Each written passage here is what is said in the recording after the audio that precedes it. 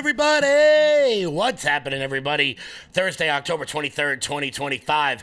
My name is Kevin Smith. Thank you all so much for tuning in to Loud Majority Live.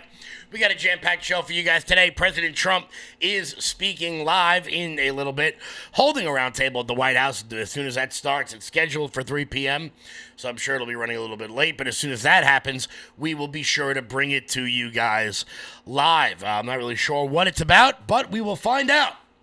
We will find out. Giddy up. Let's go. Also, weird. Turns out, the NBA is immersed in a scandal. It turns out players and coaches in the NBA have been colluding with the mafia. So also, breaking news, the mafia still exists. I didn't know that. So I'm just happy they're out there keeping neighborhoods safe, you know, like they used to do all over New York City. I'm kidding, obviously.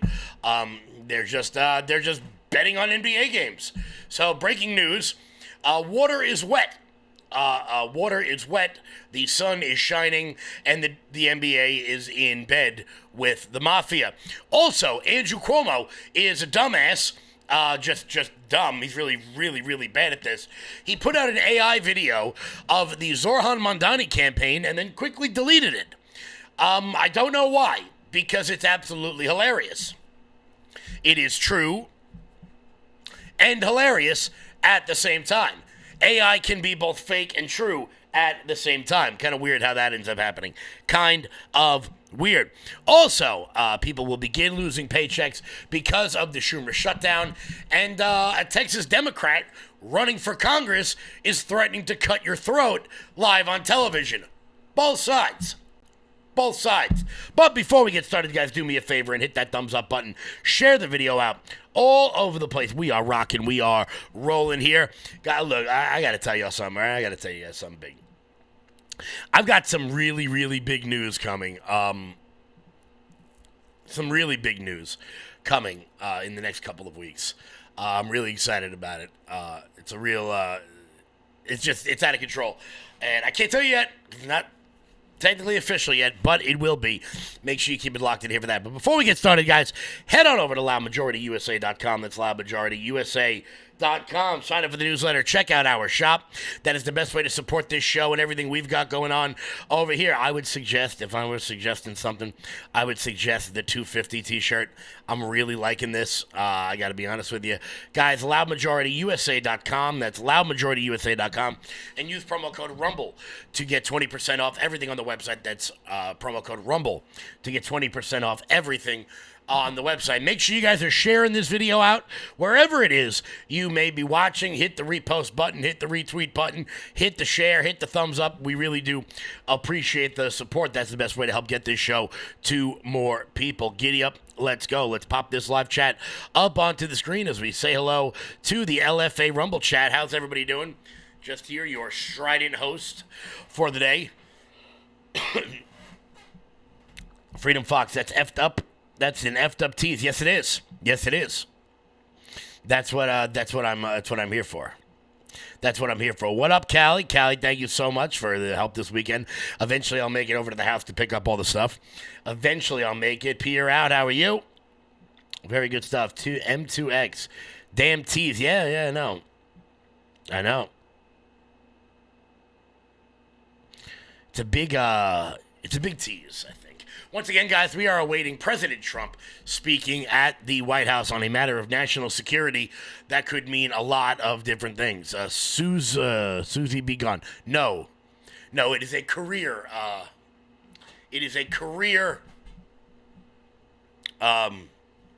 Opportunity. It's a career opportunity. Callie wants to know, is he pregnant? We don't do that on this show. If you guys want, go watch the Young Turks. They do that over there. It's a career jump. So thank you all very much for that. No. So as we await President Trump at the White House, let's dive on in, baby, because breaking news, the mafia still exists, and it turns out they're still shaving points. They're still shaving points off of games. Here with Kash Patel. Good morning. Today we are here in New York to announce a historic arrest across a wide-sweeping criminal enterprise that envelops both the NBA and La Cosa Nostra. The men and women up here standing with me represent a small portion of the leadership team that brought profound justice in an era that needed it more than any. I'll just highlight some of the details in the case and the FBI work, and then you'll hear from the others. But as you now know, individuals such as Chauncey Billups, Damon Jones, and Terry Rozier were taken into custody today, former, current NBA players and coaches. What you don't know is that this is an illegal gambling operation and sports rigging operation that spanned the course of years. The FBI led a coordinated takedown across 11 states to arrest over 30 individuals today responsible for this case, which is very much ongoing. Not only did we crack into the fraud that these perpetrators committed on the grand stage of the NBA, but we also entered and executed a system of justice against La Cosa Nostra to include the Bonanno, Gambino, Genovese, and Lucchesi crime families. And you'll hear more about those details today. What's the matter, Cash? You leave out the Colombos? What are we doing here? It's good to know that the mafia families are now working together to shave points. See, guys, who says we all can't get along? Who says we all can't get along? Now, I want to be very clear about this. This is a giant scandal. It really is. Chauncey Billups, a guy I grew up watching, played for the Knicks, played for the Pistons, was an announcer for a long time. This is a giant scandal. It really is. And I don't care. And I'm going to tell you why I don't care. Because if the NBA and Major League Baseball and the NFL and the NHL and Major League Soccer and tennis and golf are going to get in bed with companies like DraftKings and FanDuel and Bet360 and the rest of the online gambling apparatus that is out there, basically committing the next epidemic on the American on the American male, don't be shocked when this sort of stuff happens. Don't be shocked. Don't be shocked. You legalized a vice, and then you're mad when people took advantage of loopholes that were available to them. I'm going to give you another example of this. There was some guy, I don't know what his name was, at the Super Bowl who bet that there would be a streaker at the Super Bowl. He bet that there would be a streaker at the Super Bowl, a man who takes off his clothing and runs across the field. He bet that that would happen. And then he did it himself. Probably paid like a $50,000 fine, but made upwards of $350,000 on the bet. You can't be mad at people when you give them the opportunity to go out and gamble on sports, and then you're mad when they gamble on sports. You can't be mad about that. Talking to Pete Rose here, the guy who got screwed over more than any human being that's ever lived. You got an organization like Major League Baseball that promotes sports gambling and doesn't let the greatest hitter of all time into the Hall of Fame because he gambled on sports. So save me that crap, okay? Save it. Look, Chauncey Billups and them, they're probably going to go to jail. Obviously, Chauncey Billups is the most well-known person involved in this at the current time. But don't be shocked that it's going to happen. You shouldn't be shocked when these sorts of things arise. You shouldn't be shocked at all. When you legalize something, you're going to get more of it. I'm talking to you, Zoran Mondani. We'll get to him in a little bit, but here was a little bit more about this scandal. Apparently, a player faked an injury, hoping his team would lose. In some instances, players altered their performance or took themselves out of games to make sure that those bets paid out. One example occurred on March 23rd, 2023 in Charlotte. Terry Rozier, an NBA player now with the Miami Heat, but at the time playing for the Hornets, allegedly let others close to him know that he planned to leave the game early with a supposed injury. Using that information, members of the group placed more than $200,000 in wagers on his under statistics. Rozier exited the game after just 9 minutes, and those bets paid out, generating tens of thousands of dollars in profit. The proceeds were later delivered to his home, where the group counted their cash. So, for those of you who don't understand what sports is and don't know anything about sports, you can bet whether or not a player is going to score 10, 20, 30 points a game, whatever it may be. So, Terry Rozier basically told his friends for this one game he's going to leave the game after a couple of minutes, therefore locking in their bets once the game started. He knew he was going to leave because he was going to fake an injury. Now, put aside the fact that's a real bitch move on the part of this player to abandon your team for more money. How much more money do you need, bro? How much more? You made it, what? How much you make? 50 grand? Is that not enough? Isn't that like finding, you know what, here we go. Let's look up his salary. Terry Rozier contract. Oh! Interesting. So, him and his friends, you ready for this? Wait till you find this out. Him and his friends decided that they were going to make tens of thousands of dollars, despite the fact that Terry Rozier, last year, signed a 4-year, $96 million contract. That's like 50 grand on a $96 million contract is like finding money in your couch cushions. It's like when you're done with the laundry and you find a 20. Like, it's nice, but it's not going to change your life. Well, I guess it is. Chauncey Billups, for his part, earned $106 million over the course of 17 NBA seasons and was making $5 million a year as the coach of the Portland Trail Blazers. And yet, for some reason, still thought they needed to get in bed with the Mafia. We live in weird times, guys. We live in weird-ass times. That apparently a 4-year, $96 million contract for a guy no one has ever heard of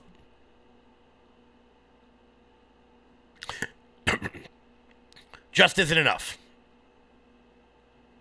Well, now you will forever be placed on the list of people who rigged the game. Guys like Pete Rose, who will be staying forever. The Chicago Black Sox, 1919. And now Chauncey Billups and Terry Rozier. Of course, this is not the first time these sorts of things have happened. Many of you will remember the Boston College point shaving scandal back in the, I want to say the 70s. Back in the 70s or the 80s, which was orchestrated by Henry Hill, who, of course, got famous from Goodfellas. ESPN actually did a great documentary about it. It's called, I believe it's called Playing for the Mob. About how Boston College players would purposefully miss shots and shave points off so that the Mafia can make more and more money. I don't understand it. I mean, the Boston College guys in the 80s, I understand that. They weren't getting paid nothing. Terry Rozier, $100 million contract. And now he wants to, make an extra $100 grand? But you shouldn't be shocked by this. You shouldn't be shocked by this with in-game parlays and 10-leg parlays that go on all over sports. You shouldn't be shocked. I'm shocked it doesn't happen more often. But it turns out the NBA is rigged. So just in case anybody from the NFL is watching, any of the officials from the NFL, and you may want to look into Patrick Mahomes, who gets every single call imaginable, every single call ever. I don't know. I'm not accusing anyone of anything. I'm just saying that if the next scandal came out that Patrick Mahomes or the referees were somehow in on it, I wouldn't be shocked by that. I would not be shocked by that in the slightest. Guys, we're going to keep rocking and rolling here because we're going to make fun of Zoran Mondani. And actually, I'm not going to make fun of Zoran. I'm not going to, because if you watched that New York City mayor debate last night, he kicked the crap out of Curtis Lewa and Andrew Cuomo. Curtis, I would say, came in second, just on performance. Andrew Cuomo is useless. I mean, that guy sucks. There is a difference between, I agree with someone on politics and acknowledging that they're a good politician. There's a big difference. Gavin Newsom, great politician. Bill Clinton, great politician. They're smooth. They can answer a question without answering a question. You guys have seen me play that clip before of Gavin Newsom on Adam Carolla's podcast, where Adam Carolla corners him about 15 times, and Gavin Newsom just here we go, we're out. All right, we're gonna dodge that. The guy's bulletproof. And last night, Zohran Mamdani proved that he's good at this, and he's going to win. And the day after Election Day, you're going to want to tune into the show because I'm going to lose my mind. I'm going to lose my ever-loving mind, and I'm going to name names. I'm going to name names of arrogant people, very arrogant people, who don't understand how politics works. They think that because you're famous, that means that you can run. I have no idea. I don't understand this. I don't know. I absolutely don't know. But Andrew Cuomo yesterday actually did something that is kind of genius. He put out an AI video of Zohran Mamdani's New York. He had it up for about 4 minutes until it was taken down. And I don't know why it was taken down. It's a great video. I want to be clear about something. AI can be both true and fake at the same time. What do I mean by that? If I made an AI video of me saying that I like pizza, that would be a true video, even though it's not a real video. True and real are two different things. These are not that is not a sentence I thought I'd ever have to say in my entire life. A statement can be factually true without being a real video. It's not really hard to understand if you think a little bit intellectually. Well, Andrew Cuomo put out this AI video of Zohran Mamdani's New York. And it's a great video. Zohran Mamdani's opponents want you to believe he's an inexperienced radical whose policies will make New York City more dangerous. But what do his actual supporters think? Mamdani isn't crazy. He's just trying to even the playing field. Give everyone a fair shot. Sure, he said multiple times we need to defund the police, but that was just a metaphor. And yes, he did say crime is a social construct. But that was also a metaphor. His main backer, the Democratic Socialists' ideas are common sense, such as Decriminalizing misdemeanors, like shoplifting. third-degree assault, trespassing, prostitution, And drunk driving. With plans to decriminalize all drugs, Mamdani will be a job creator for drug dealers. Instead of helping us homeless get off the streets and into the mental health facilities we need, he wants to give us safe injection sites to do crack and let us sleep in subway carts.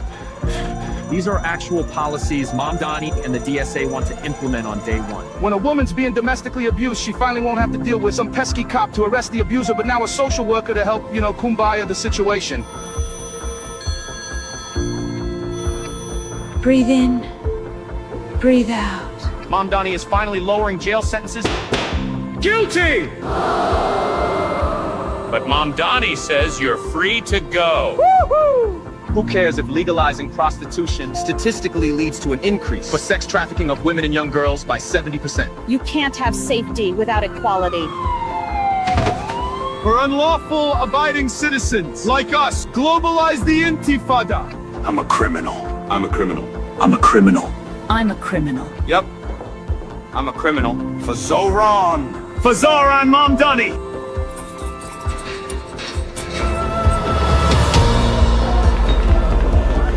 I didn't have a real job until I was 30, but sure, give me the keys to the city. What's the worst that can happen? Paid for by Cuomo for NYC. That is a great video. That is a phenomenal campaign ad. Also, everything he said was true. But Andrew Cuomo took it down almost instantly because he's a dumbass. That's it. He's just dumb. I'm sure some 22-year-old intern on that campaign probably lost their job for even making the video, despite the fact it's spectacular. It's a great video. And it's all true. That's right, everybody. So just remember something. When you're ready to go to the Met and the Yankee game and you're leaving there at like 11:30 at night, it's like a Fox News, it's like a Fox 5 Sunday night baseball game that goes on until like midnight. Just remember something. Your subways will be less safe with Zoran Mondani. And I want to be clear. If things stay the way they are now, he's going to win. He's going to win. That is not me saying a want. That is me saying I can add. And there are a lot of people out there that I really like. I don't know if it's hubris or arrogance or naivete who don't seem to be able to add. I said it at the beginning of this campaign. The pick had to be Eric Adams. That is somebody that everybody could have held their nose and voted for in order to save New York City. Now you have an immigrant communist who hates America and money running the financial capital of the world for at least 4 years. What could possibly go wrong? But hey, at least you got to put out your spicy Facebook post. I'm here to win. I am so sick and tired of Republicans who get off on being the loyal opposition. Well, it doesn't matter if we win or lose. It's how we play the game. Yeah, well, when you're walking through Times Square and you get to see some guy shooting up between his toes while you're going to see a show with your kids, just remember that you kept the moral high ground. That you would not sacrifice your values for reality. And people are going to unfollow me because of that. I don't care. I don't care because I am trapped on an island just east of the city. And I'm going to have to go through that I Am Legend hellscape in order to get anywhere else on planet Earth for the rest of my life. So, for all the people out there who have opinions, who don't really know what the hell they're talking about, and have difficulty taking one and getting two, just know you did this. New Yorkers are known for our arrogance, and it's going to kill us. It's going to kill us.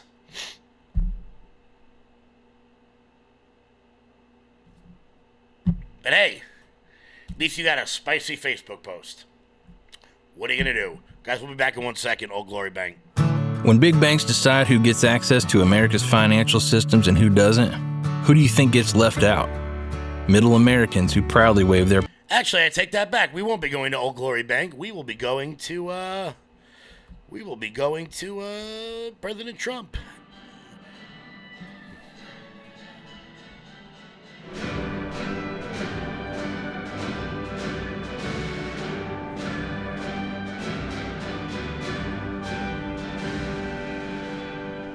Thank you very much. Thank you. Please.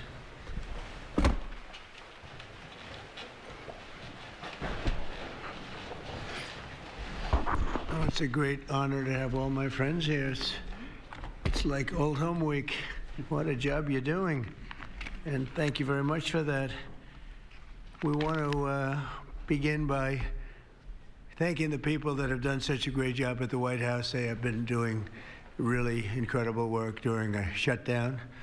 I don't even know if they're supposed to be working, but they wouldn't miss a day. So I just want to thank everybody for that very much. And we're here today to discuss a sweeping, unprecedented, and historically successful operation that my administration has carried out in recent weeks to arrest, prosecute, and permanently remove members of foreign drug cartels from American soil. And the people gathered around this table are the ones that are doing it, and in this room. Some of them sitting a little behind. Some of them, I'm surprised they're not actually at the table. You people should be very insulted by that. But you've done a great job back there. On my first day in office earlier this year, I signed an executive order to officially designate the drug cartels and savage transnational gangs as foreign terrorist organizations. It was my honor to do so. And on that same day, I also signed an order directing the creation of the Homeland Security Task Force to bring together all federal, state, and local partners to achieve the national policy goal of eliminating the cartel presence in America once and for all. And the results are, and it's early, and the results are spectacular. Led by ICE and the FBI, this task force includes the Department of Justice, the Department of War, DHS, the intelligence community, ATF, the DEA, the U.S. Marshals, and the state and local agencies in every part of our country. Other than that, we don't include too many people. That's a hell of a group, isn't it, huh? When you think of it, that's not a group you want against you. Certainly not at one time. In addition to the task force members, we're pleased to be joined by representatives of law enforcement at every level, the highest level, actually, but every level, including National President of the Fraternal Order of Police, Patrick Yos. Where's Patrick? Patrick, thank you, Patrick. Thank you for the endorsement, too. That really hit it off. I would have gotten 98% anyway, but it was still good. It is so hard to find the perfect romantic gift. It might be a little overwhelming. But then I found 1-800-Flowers.com, and that changed the game. National Sheriff's Association, Chris West. Chris? Thank you, Chris, very much. Great, good job. Major Cities Chief Association, Executive Director Laura Cooper. Laura? Thank you, Laura, very much. Major County Sheriffs of America, Executive Director Megan Noland. Megan, thank you. Thank you very much. And President of the National Border Patrol Council, my friend, and a very good speaker, by the way. Whenever he gets up and speaks, I say, that guy can really speak. I don't know. I don't want him to run for office. I want him to stay where he is. Paul Perez. Paul? Thank you, Paul. Where is Paul? Hi, Paul. What are you doing over there, Paul? Good job. Good speaker you are, though, Paul. I mean it, too. You've made some incredible speeches, and all from the heart, too, right? Some great ones. Today, you'll hear details from my national security and homeland security teams about the extraordinary historic achievements of this new Homeland Security Task Force since it became fully operational last month in all 50 states. The job they're doing. What we inherited from this past administration is like disgraceful. In a matter of weeks, the task force has made the largest number of arrests of cartel leaders, operatives, and gang members in American history, more than 3,000 and counting. That includes members of the ultra-violent New Generation Cartel, the Sinaloa Cartel, the LNFM Cartel, MS-13 Cartel, and you know MS-13, the gang, and Tren de Aragua, another beauty. That's a group of real garbage we have to deal with, that we shouldn't have to deal with. These are, in addition to the massive numbers of dangerous criminals my administration arrested nationwide since January 20th, numbering over 120,000. It's a record, and 120,000 criminal arrests. Thank you very much. Unfortunately, for 4 long years before I took office, the last administration allowed the cartels and their operatives to frankly take over our country, to freely infiltrate America and all the communities nationwide. Along with transnational gangs, these groups have unleashed more bloodshed and killing on American soil than all other terrorist groups combined. These are the worst of the worst. It should now be clear to the entire world that the cartels are the ISIS of the Western Hemisphere, in addition to their monstrous violence, such as cutting off heads, burning their enemies alive, and burning innocent people alive, too, by the way. The cartels control large swaths of territory. They maintain vast arsenals of weapons and soldiers, and they use extortion, murder, kidnapping to exercise political and economic control. Thank you very much, Joe Biden, for allowing that to happen. Biden surrendered he just surrendered our country to the cartels. Don't worry, it gets better. We're taking it back. It's really fast at levels that nobody's ever seen before. But what we had to put up with, what we inherited, was just a disgrace. And while Biden was president, if he was president, I think the Autopen was president, not Biden, nearly 100% of those who infiltrated our southern border did so because they were personally approved. They admitted they were just what happened, assisted by the most dangerous and violent criminal organizations anywhere on the planet. The worst people on the planet they allowed into our beautiful country. Under the Trump administration, we're finally treating the cartels as the core national security threat that they really are. The cartels are waging war on America, and just as I promised in the campaign, we're waging war on them like they've never seen before. All you have to do is turn on your television and you'll see what's happening to them. Past administrations have tried to mitigate this threat, and our objective is to eliminate it. We're not mitigating, we're eliminating. We're getting them out. The bad ones we're putting in prison. We hate to do that because that means we're stuck with them for 50 years or more. In recent weeks, our Homeland Security Task Force has seized more than 70 tons of deadly narcotics, along with more than 1,000 illegal guns. And that's just recently. This is already the most successful anti-cartel and anti-gang operation in American history, and it's just getting started. We have incredible people. A lot of them are in this room with us today, and it's an honor to have them. But we're going to not stop until the threat has been fully and completely eradicated. I want to thank task force members with us today, including a person who's doing a fantastic job, Attorney General Pam Bondi. Thank you, Pam. Thank you. Secretary of War Pete Hegseth. Sounds so much better than Secretary of Defense. I don't know. Do you guys agree with that? I don't know. It sounds, we won the First World War, the Second World War. I would say everything before and everything in between. And then we got woke and we said, well, let's call it defense. I think we like it this way better. It's funny. That's something I thought it would be maybe controversial. And it's only controversial that we changed the name in the first place. It's not controversial at all. It's been unbelievably well accepted, Pete. Hasn't it, right? It's been pretty amazing. I thought it would be controversial. People want to have our country back. People want to do exactly what we're doing right now. And we're getting a lot of credit for it, and we should. I want to thank, though, Pete. You're doing a great job. Pete Hegseth. Secretary of Homeland Security, Kristi Noem. Kristi, thank you very much. Director of National Intelligence, Tulsi Gabbard. Tulsi, good job. And the heads of all of the law enforcement agencies all throughout the room. You're really amazing, the job you've done. To provide additional details on our mission, I would like also to ask General Bondi to say a few words, followed by Secretary Noem, Secretary Hegseth, Director Gabbard, Homeland Security Advisor Stephen Miller. Stephen, you're such a superstar, Stephen. They called Stephen the other day a very bad name, and I said, you should sue them, Stephen. I think he will. I hope he does. FBI Director Kash Patel and Deputy Attorney General Todd Blanche. And I just want to say it's an honor, the job we're doing, and these people are doing absolutely incredible. I'll just add a couple of things. In Memphis, as you know, where the numbers are down in half already, and it's only been about 2 weeks. You're doing a fantastic job there. Thank you.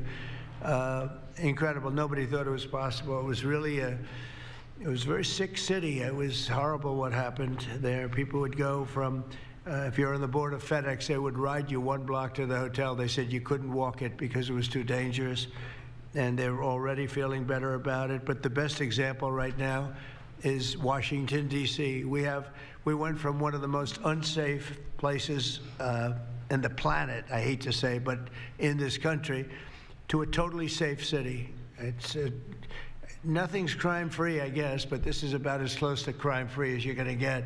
And you guys have done an incredible job with that. Every one of you have worked so hard on this one, and it's our nation's capital. And people would go to the nation. They'd go from, I always say, Iowa, Indiana. They'd go from Florida. They'd come up. They want to see the monument. I want to see the Lincoln Memorial. I want to see one of the monuments, any one of them, and they'd go home in a coffin. But not anymore. It's not happening anymore. We haven't had that happen in a long time. It was averaging more than one a week, one person a week. Who would think that's possible? And it hasn't happened anymore. And we have a safe city. We have a city where the restaurants are booming.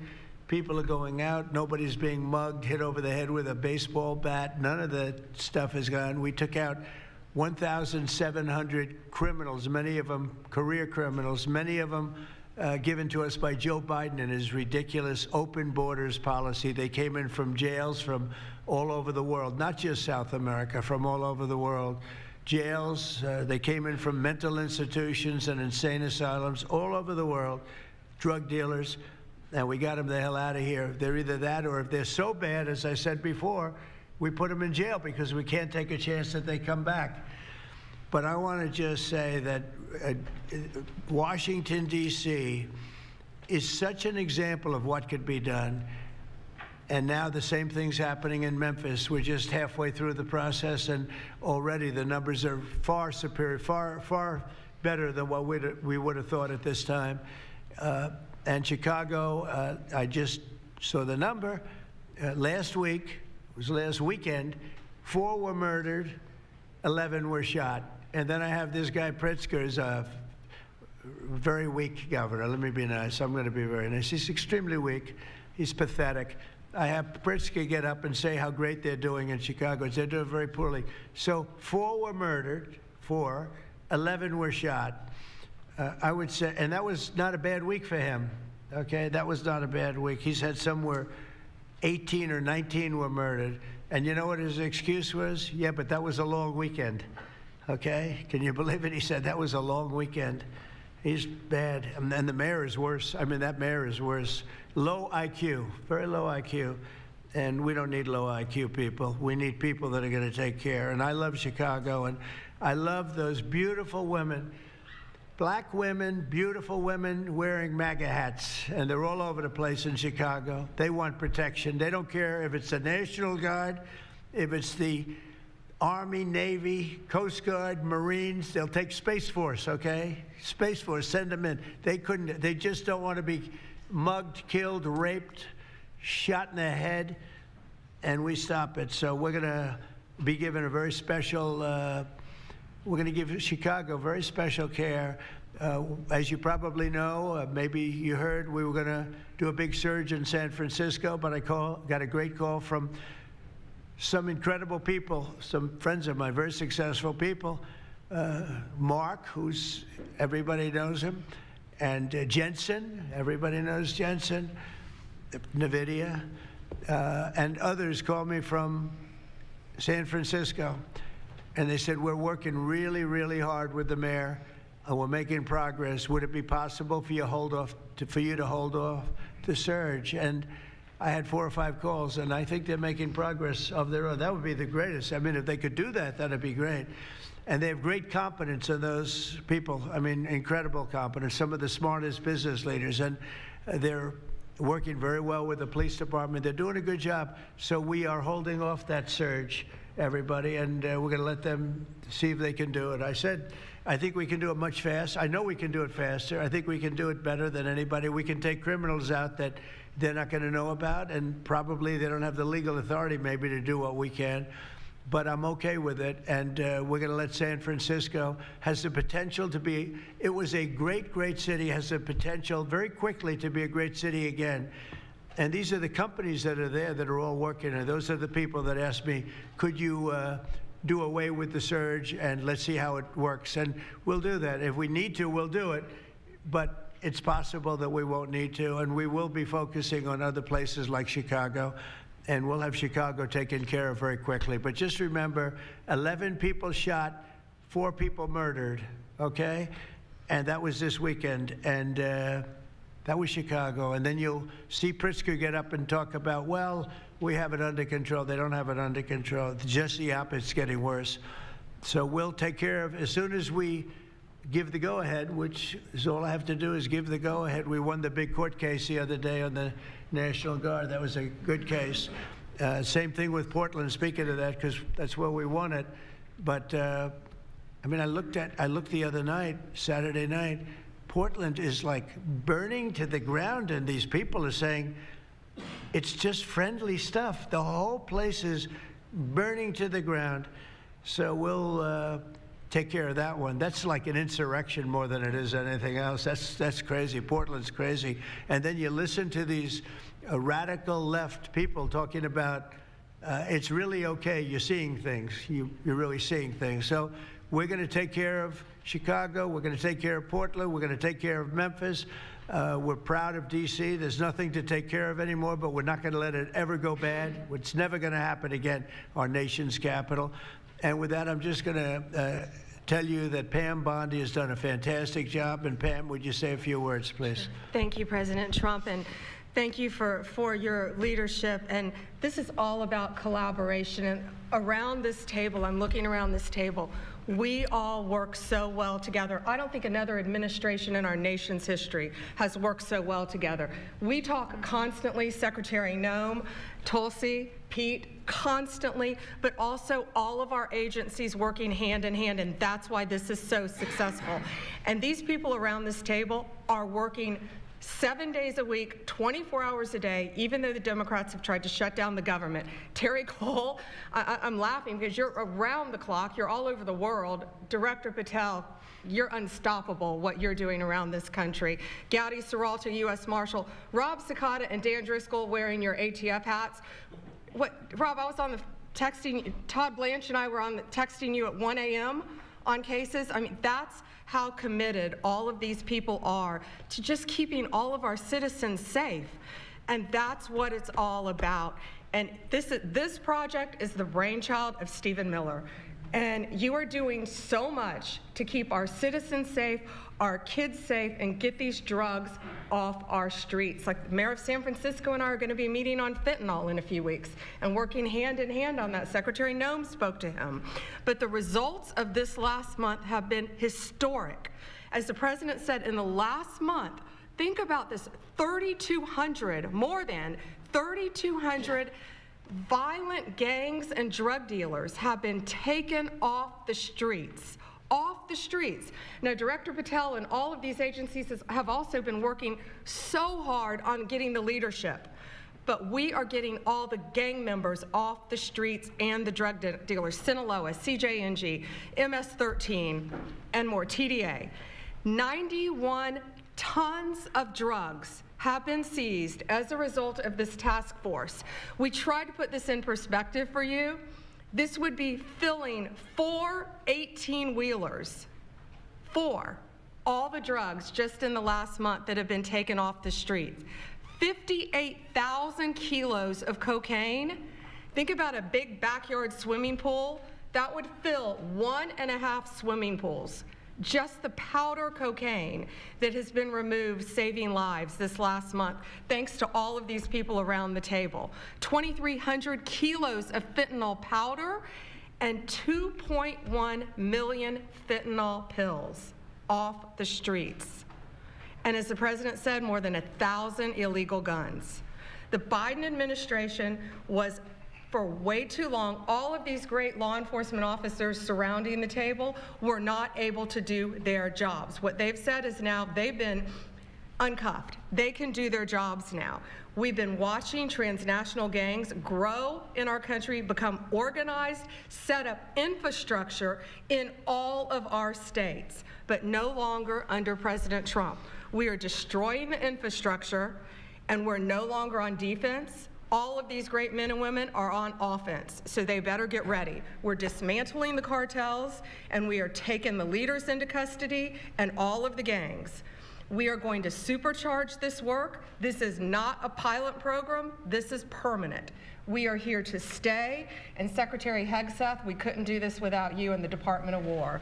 Thank you all so much for everything you're doing around this table, working tirelessly. And President Trump, thank you for giving them the ability to do it. Thank you, Pam, very much. Thank you. Mr. President, since the year 2000, we have lost over 1 million Americans to drugs, to overdoses, to these cartels that have proliferated that kind of a disease on our people and have gone to war with our next generation of Americans. When you signed the executive order that was protecting the American people from invasion, what you did is that you took these cartels and gangs that we've known for decades and you declared them to be what they really are, and that's terrorists. You declared war on them, and you didn't say we were just going to fight them. You said we are going to destroy them.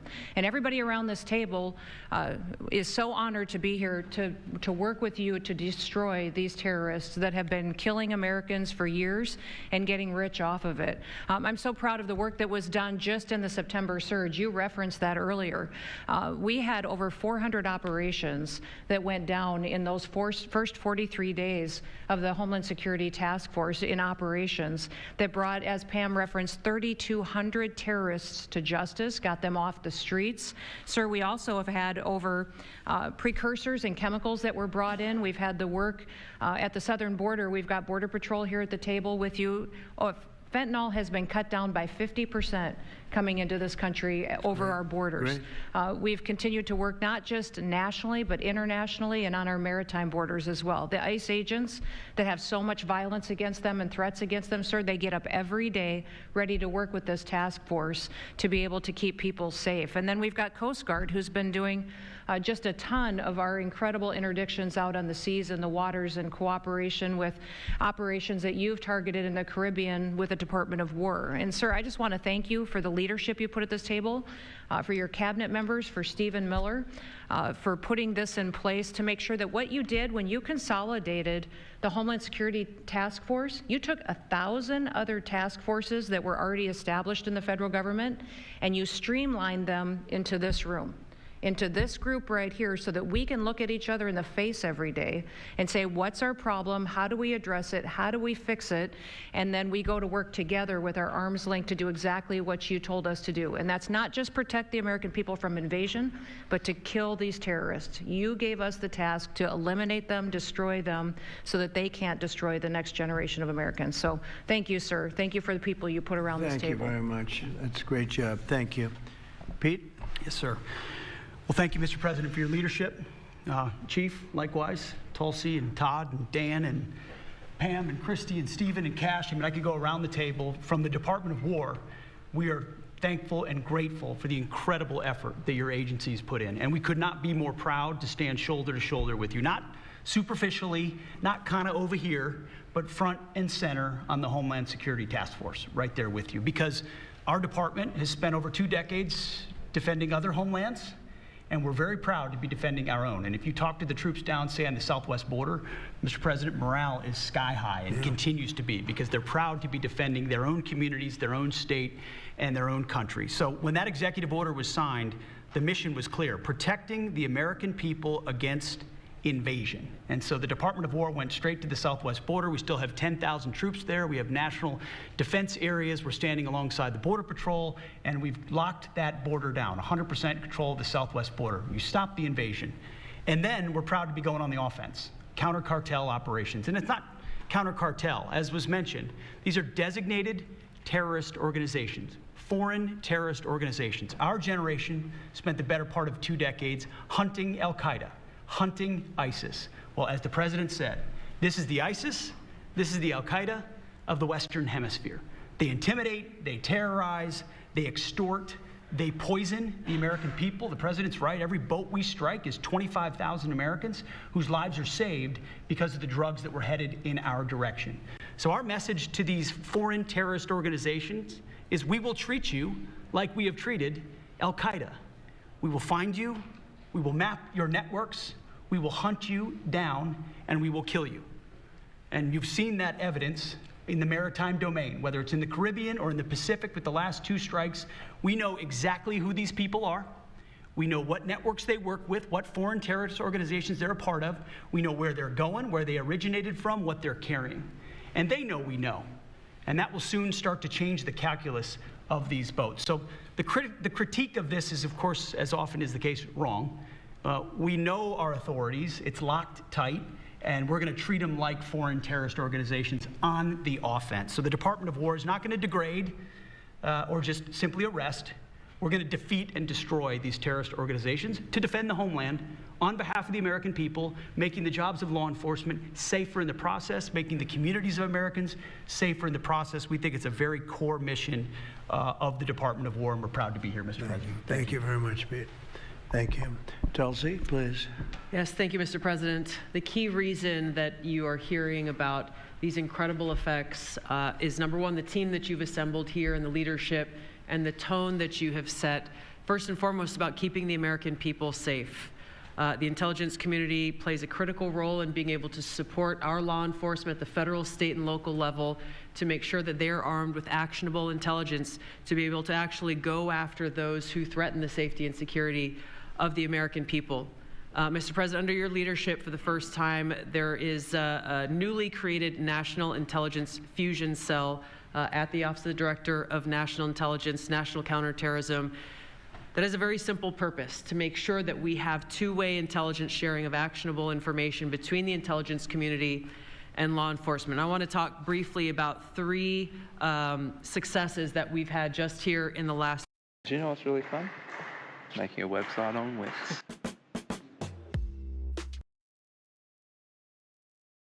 Last week, our National Counterterrorism Center supported through actionable intelligence to both U.S. law enforcement as well as Mexican law enforcement the arrest of a Sinaloa cartel boss, El Plato, in Juarez, Mexico, as well as his top 3 money launderers. In a separate and recent successful interagency operation, NCTC worked closely with the U.S. Marshals Service that led to the arrest of another dangerous Sinaloa cartel member responsible for tracking huge amounts of cocaine and hundreds of thousands of dollars in this single incident with drug proceeds through his network. And I'll say the last example I'll share is probably the most insidious, was providing intelligence to the Mexican law enforcement that led to the arrest of a CJNG cartel-affiliated baby trafficker called La Diabla. Her whole money-making operation was centered around luring pregnant women, performing illegal C-sections, harvesting organs, and selling newborn babies.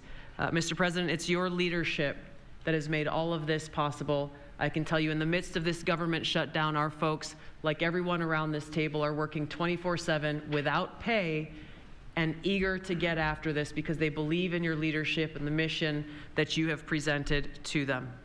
Thank you, Mr. President. I'll hand this off to Homeland Security Advisor Stephen Miller, the leader of this task force.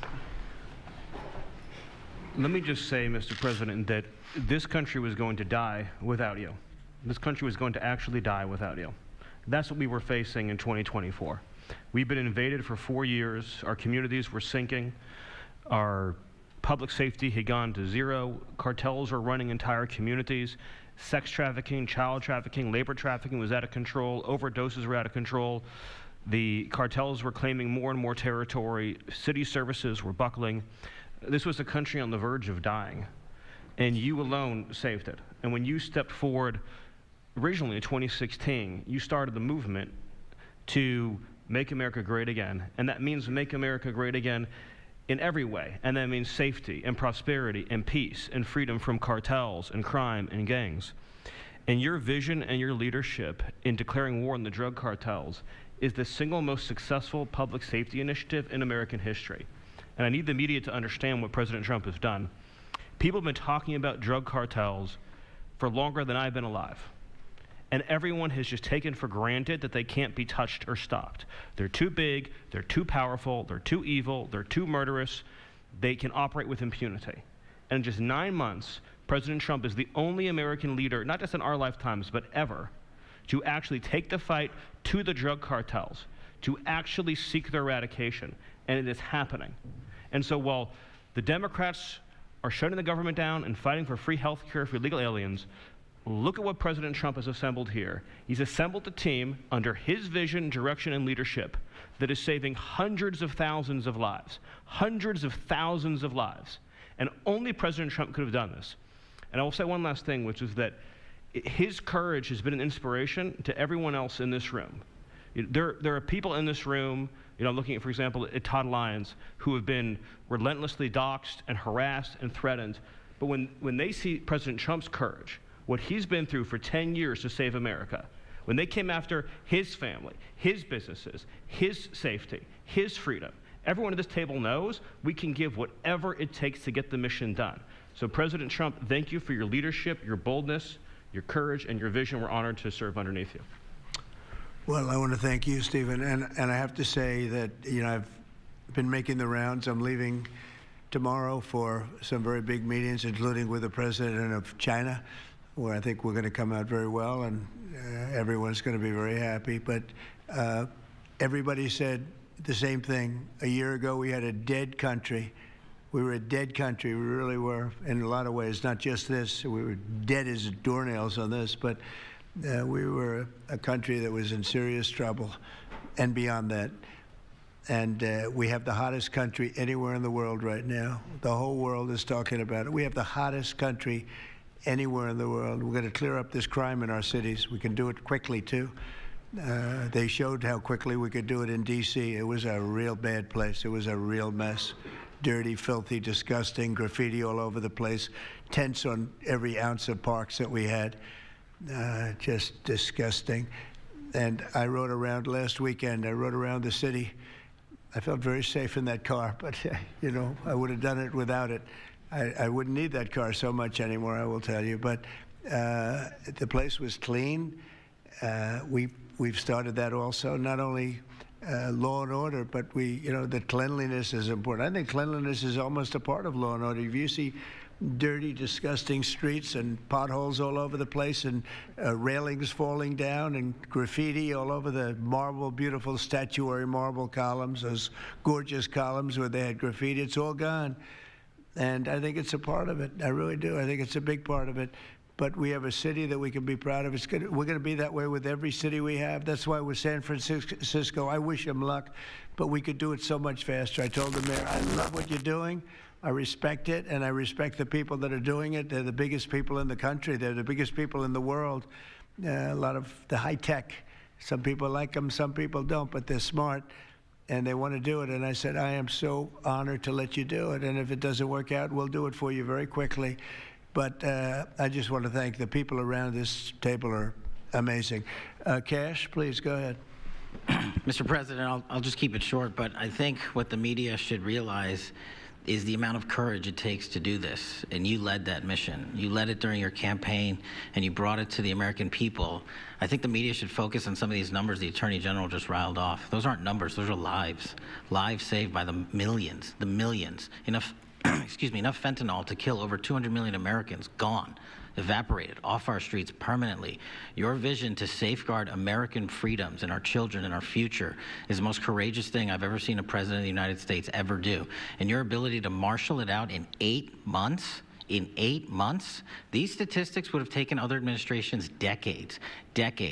And the partnership that you see around the table, I just want to, sum it up with the following. When I call these folks around the table, when I call our state and local law enforcement partners who have been absolutely critical to this mission, when Stephen Miller called me and said, we're going to create the Homeland Security Task Force, and the FBI and DHS are going to co-lead it, I said, absolutely. The country's been yearning for this and needing it. And the one thing I see different than any other administration is when I call these people, they pick up. I don't get a voicemail. When I make an ask, they answer, and the same is true. And so the FBI is playing a pivotal role in your administration in helping lead out this mission, and Stephen's vision has finally come to life. And instead of attacking the people at this table, maybe the media should go out there and talk to the lives that have been